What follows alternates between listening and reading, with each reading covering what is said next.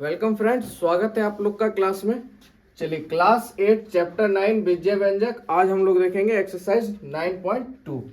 चलिए इसमें आपको गुणनफल ज्ञात करना है। ठीक है, क्या ज्ञात करना है? गुणनफल। तो देखिए क्या करेंगे, इसमें सीधा संख्या को संख्या के साथ लेके जाना है और अचर यानी जो आपका एक्स वाई जेड है या ABCD है उसको उसी के साथ लेके जाना है। अब देखिए 8 दूनी 16 माइनस में 16 और एक्स का एक्स माइनस 16 एक्स आंसर हो गया। आइए इधर यहाँ पे देखिए माइनस माइनस प्लस हो जाता है तो 3 तिहाई 9। अब यहाँ से देखिए x यहाँ 1 है, x यहाँ 2 है, तो 2 1 कितना x 3x, तो x क्यूब y अकेला है तो y अकेला हो गया, है ना। चलिए उसके बाद 7 छक 42 संख्या को संख्या के साथ। अब यहाँ से देखिए m है नहीं है तो m का m, n है n 1 और 1 यानी n कितना 2 p हो गया आप लोग का आंसर। चलिए उसके बाद यहाँ पे 4 तिया 12, अब p क्यूब है और p क्यूब है 3 3 6 यानी p कितना हो जाएगा बाबू 6 हो जाएगा। x स्क्वायर है, यहाँ x 2 है यहाँ 1, 2 1 3 x 3 हो जाएगा यानी x पर पावर क्यूब, और y 2 है यानी y स्क्वायर, और z अकेला है तो z का z हो जाएगा। ठीक है, तो यहाँ पे देखिए 25 चौक कितना हो जाएगा, यहाँ से दशमलव हटाइए नीचे 0 ये खत्म। ठीक है, अब यहाँ पे देखिए 25 चौक आपका कितना हो जाता है 100।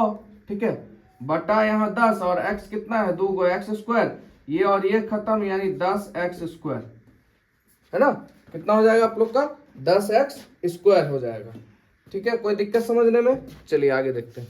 अगला जी नंबर देखते हैं। तो देखिए 25 गुने 25, तो यहाँ पे लगाइए 10 और यहाँ पे लगा दीजिए 10। अब ये दशमलव खत्म हो गया, 25 25 625, और नीचे देखिए 2 जीरो है यानी दो संख्या के बाद दशमलव x और y, ये हो गया आप लोग का आंसर।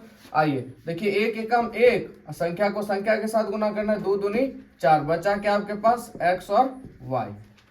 चलिए यहाँ गुना में है, देखिए इससे ये खत्म हो गया, गुना में है तो 2 से 2 खत्म, x कितना है 2 है x स्क्वायर, y कितना 2, तो x स्क्वायर y स्क्वायर इसका आंसर हो जाएगा। ठीक है, चलिए अगला देखते हैं जे नंबर। तो यहाँ पे देखिए 2 दूनी 4 4 दूनी 8, 2 दूनी 4 4 दूनी 8 हो जाएगा आप लोग का 8, और x गिनिए यहाँ पे कितने हो जाएंगे, तो देखिए 3 2 5 1 6 यानी x पर पावर 6। चलिए अब यहाँ पे सबसे पहले संख्या को हम लोग गुना करेंगे।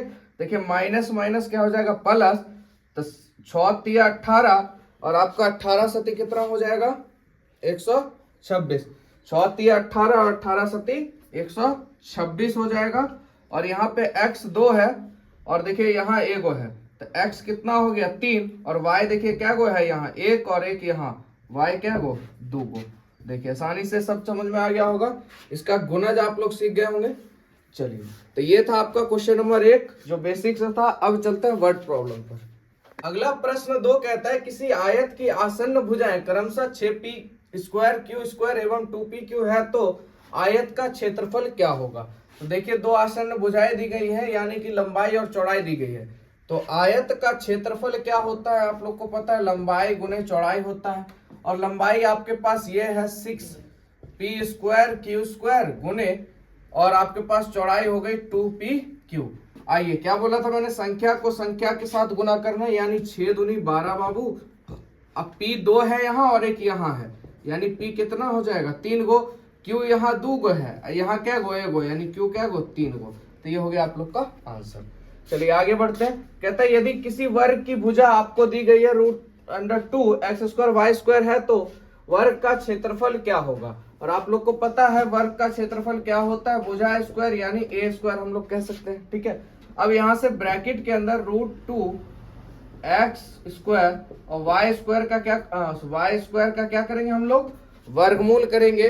तो वर्गमूल करने पे क्या आ जाएगा यहाँ पे, देखिए जब वर्गमूल करेंगे एक चीज ध्यान रखिएगा, हमेशा वर्गमूल में वर्ग में जब भी स्क्वायर आप कीजिएगा किसी भी संख्या के ऊपर अगर रूट लगाओ तो स्क्वायर से रूट क्या हो जाता है खत्म हो जाता है, यानी ये स्क्वायर इस रूट को खत्म कर देगा तो आपके पास सिर्फ बचेगा 2, और x स्क्वायर का स्क्वायर कीजिएगा तो x हो जाएगा क्या गो 4 गो, और y स्क्वायर का स्क्वायर कीजिएगा तो y हो जाएगा आप लोग का 4 गो।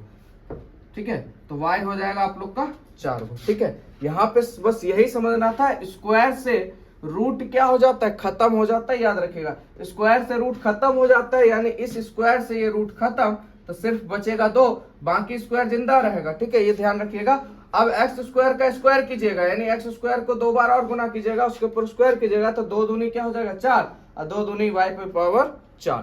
तो ये हो गया आपका वर्ग का क्षेत्रफल। ठीक है, चलिए अगला देखते हैं। प्रश्न 4 देखते हैं। कहता है किसी त्रिभुज का आधार आपको दिया गया है 7xyz एवं संगत शीर्षलंब आपको दिया गया है 2x, तो त्रिभुज का क्षेत्रफल ज्ञात क्या होगा।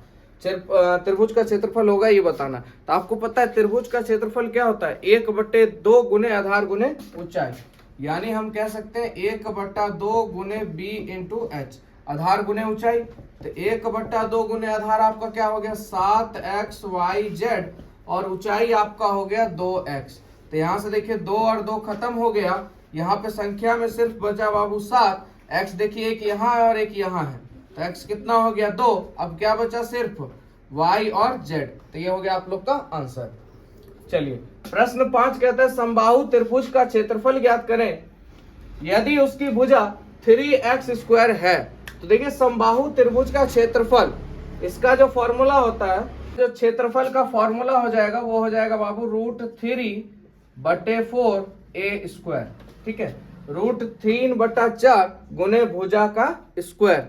ठीक है, तो ये होता है फॉर्मूला समबाहु त्रिभुज का। और आपको पता होना चाहिए समबाहु त्रिभुज का मतलब क्या, जिसकी सभी भुजा क्या हो समान हो, सभी कोण आपस में भी क्या हो समान हो, उसे कहेंगे समबाहु त्रिभुज। और उसका क्षेत्रफल का फॉर्मूला होता है √3/4 गुने भुजा स्क्वायर कहिए या a² कहिए।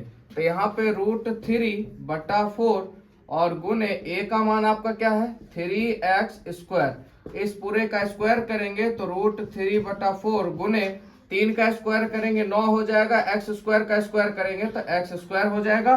तो यहाँ से हम संख्या को पहले ले लेते हैं, तो 9 √3x², सॉरी x पर पावर 4 हो जाएगा यहाँ पे बटे 4।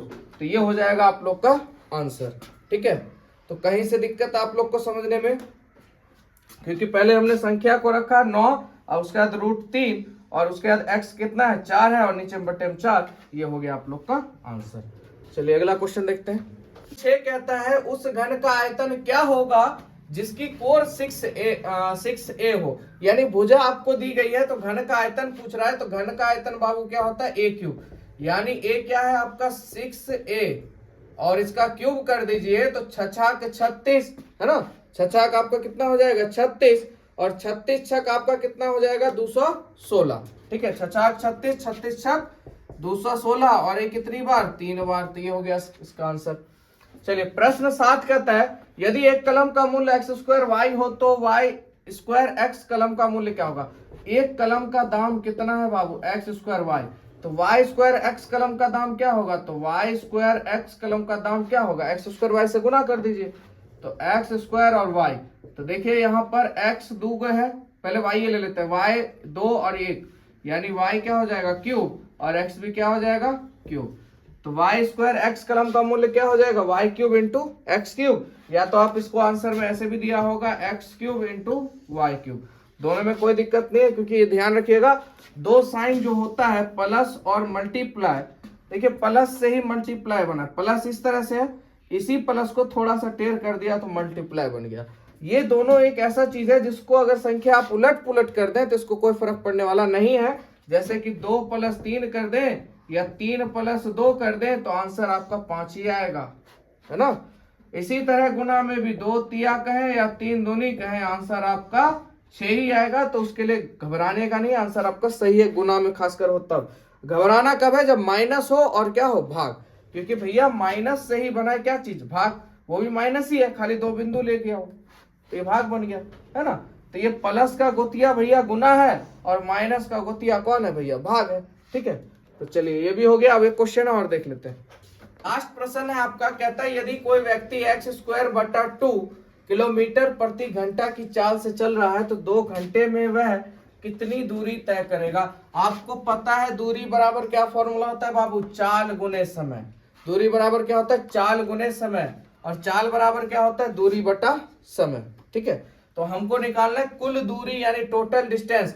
तो देखिए चाल क्या है आपका x² 2 और समय कितना लग रहा है बाबू 2। और देखिए एक चीज यहाँ पे ध्यान रखिएगा, कभी कभी एग्जामिनर या आपके टेस्ट में क्या किया जाता है, किलोमीटर के जगह किलोमीटर प्रति घंटा है तो यहाँ पे कर देगा मीटर प्रति सेकेंड।